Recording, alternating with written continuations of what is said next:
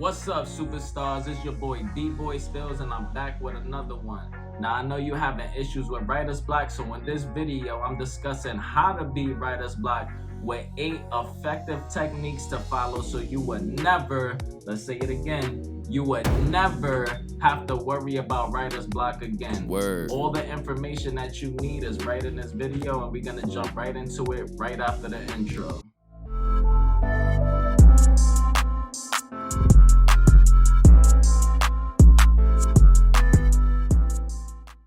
Alright, so we're gonna start off with the first bar, because I know a lot of y'all probably get stuck on your first bar. In fact, I used to get stuck on my first bar, and I'd just be sitting there like, how do I start? Like, what do I put down? This is gonna be technique number 1. Start off your first bar with the title of your song. So you should have the title of your song and the topic of your song. If you cannot figure out something relevant to the title to put down to start with, you're gonna put the title of your song inside of your first bar, and you're gonna start off like that. Yes. In fact, you can start it off like, say like if I make a song and it's called All Star. If I'm incorporating the title into the first bar, I might start off with something like this, like, all right, tell me, what's the definition of an all-star? Tell me, what's the definition of an all-star, right? And then that'll actually help me with the following bars as well. Facts. So then you got something to go off of. That first bar, tell me, what's the definition of an all-star, right? Your second bar can actually be a continuation of the first bar, where you actually giving off your definition of what you believe an all-star is. Gee. So for example, right, this is just a random thing, right? So you go, tell me, what's the definition of an all-star? Someone that don't lose when they step up on the courtyard, right? And then that second bar is a continuation off of the first bar, which will keep you from getting stuck. You can even do your third bar with another definition of what you believe an all-star is, and continue so forth and so on. So that's how you're gonna conquer actually starting, so you won't actually get stuck on your first bar. Once the verse is finished, you can go back and you could just edit it. You could refine it and make it even better and better, because the key here is to not get stuck. That's how you beat writer's block. You have to stop yourself from getting stuck and make an actual habit out of not getting stuck, because writer's block is just nothing more than a habit. Which leads me to the second tip. It does not have to be perfect. For real. A lot of us actually strive for perfection with every line that we write, and that keeps us stuck on the line. Facts. So you might actually get a voice in your head when you write in the line, right? And you might actually hear yourself saying, yo man, this bar ain't good enough. Like, I should change it. I should make it better. And if you listen to that voice right there in that moment, you'll get stuck trying to make that line perfect. Word. Now, whatever line you initially thought in your head, I would say still put that line down, right? So you kind of like pushing the voice in your head to the side, but you're not ignoring it, right? Because when the verse is done, you can actually come back to that bar and refine it. So even if you believe the bar is not as good as it could be, I would suggest still writing it down and keep going. Because when you do that, you're actually breaking the habit of writer's block. You don't want to stay stuck on a line for too long, because that's what's creating the habit. The more you do that, the more enhanced that habit becomes. So strive for perfection afterwards, right? Don't critique what you're writing down before it even gets on the paper, the thought in your head. Critique it after the verse is done, and then fix it. Word. Refine it, make it better.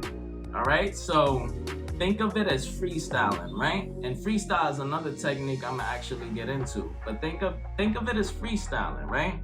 When you freestyle, you're letting your thoughts flow freely, right? You're not thinking too hard about what you're gonna say. And in fact, if you think about too hard what you're gonna say with freestyling, that'll stop you too. But most people that freestyle, they just let their thoughts come to their mind and they just let it out. It don't matter if it makes sense. It don't need to be perfect. It don't need to be any of those things. right? Now, if you could actually listen to a freestyle you recorded and go back to it and you could pick out the bars you don't want, you can make bars better, you can alter the flow, you can fix your mistakes, and you can make an actual song out of a freestyle, right? Because it's nothing more than a rough draft. And that's how I want you to look at the song that you're writing. At first it's a rough draft, you go back and you edit that rough draft and you make it sound the way you want it to sound. So that is the key right there, right? So just let thoughts flow freely. You want your thoughts to flow freely, all right? You don't want to be stuck on something, all right? So you got to allow yourself to make mistakes, critique it after it's done instead of critiquing it before it's even complete or even written down, all right? So that's technique number 2. Now the third technique on how to beat writer's block is going to be to switch your flow, all right? Now you gotta remember that you are stuck with the flow that you are using. That's word. So if you switch your flow, you will get a new set of ideas that will fit that flow, that'll be differently from the flow you was just trying to fit your bar in. So switching your flow will also make your song more dynamic, it'll make it more catchy, it'll hold the listener's attention for a longer duration of time. So that's actually very important. Whenever you're doing a song, you want to constantly switch the flow. Now you could change the flow at any point of a song as long as the flow still matches the vibe of the song and the topic of the song, or should I say the emotion of the song, the feeling, you feel me? Because that's what's really important, the emotion behind the words that you are actually spitting and flows that actually match that emotion. So remember, you're only stuck trying to figure out the bar that fits the flow within that next line, which is most likely the continuation of the last bar's flow that you had previously. So once you switch that flow, you actually open up your mind to different possibilities, all right? And that'll actually help you conquer that. That is technique number 3, switching your flow. And now the 4th technique on how to overcome writer's block, how to beat writer's block, is to actually start freestyling with the same flow you had writer's block with. Facts. Without thinking too hard on it, just let it flow. It don't matter if it makes sense or not, because now you're telling your brain that we no longer stuck. We're not stuck. Being stuck is just an illusion. You can actually keep going.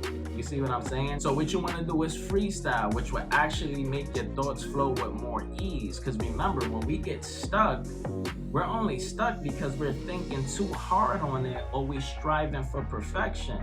And you can actually change your flow with freestyling if you want to as well. Okay. Because then that'll still fit in the category of changing your flow. Word. So as long as you implementing all of these techniques, you can even combine them all, and you will have a way better chance of actually mastering this. Trust me, if you follow all of these techniques, you will really conquer and master how to beat writer's block. In fact, once you're on a roll with it and you make a habit of not getting stuck, you just won't get stuck anymore. It'll be snappy, you feel me? And that's how you want it to be. You would just boom, right there and you got another bar. Boom, right there and you got another bar. Word. All right, so that's it for freestyling. And tell me, if you guys are getting any value from this video, just drop it in the comments. If you guys have any questions, just drop it in the comments and let me know. I am happy to help. If you're getting value from this video, don't forget to like and subscribe for more content like this, because there is a lot more on the way.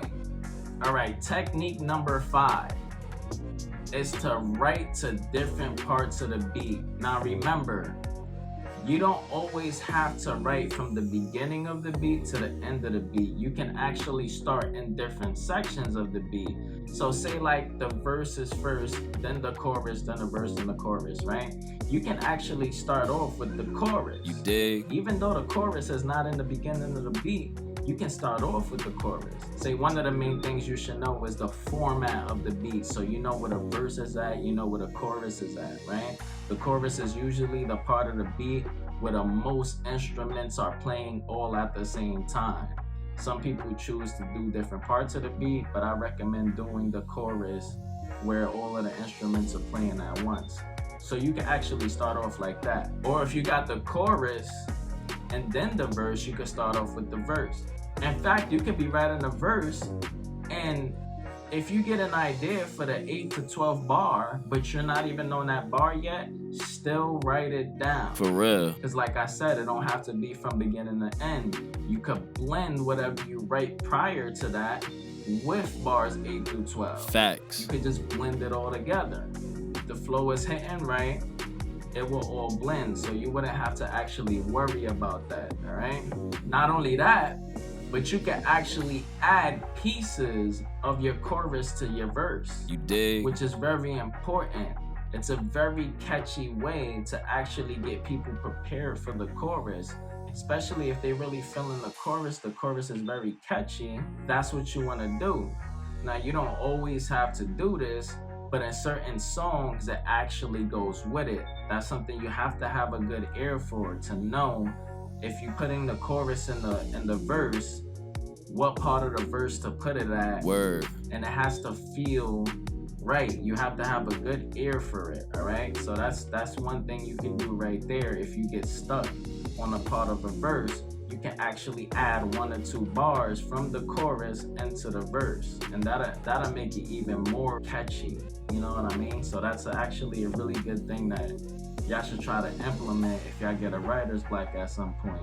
Or if you get writer's block at some point, jump to the beat of the chorus, start writing the chorus, and come back to that part. So remember, technique number 5 on how to beat writer's block is that you don't always have to go from the beginning to the end of the beat, right? Very important.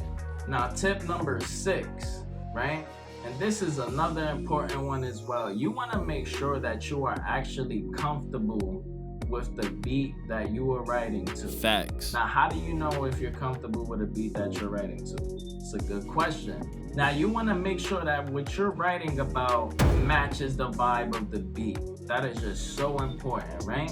When you have a topic in mind and an emotion behind that topic and an emotion that matches the vibe of the beat, that correlates with that topic, you will be able to flow through the song way more easily. You know the saying, if you write from the heart, it just sounds much better. It flows more better. It feels more better. That's word. So that is very important. Being comfortable with the beat that you're writing to, that is one of the most important things ever. In fact, that should have probably been technique number 1. So that's it for technique number 6. All right, now tip number 7, all right? So tip number 7 is just gonna be to take a break. Take a 45-minute break. And when you do that, you're actually teaching your mind that, hey, we're not stuck. Word. Right? Because we're not sitting here focusing on something for a long time on end. For real. We're actually just putting it to the side for a second, clearing our minds so that we could come back with new ideas, because that's exactly what's gonna happen when you take a break.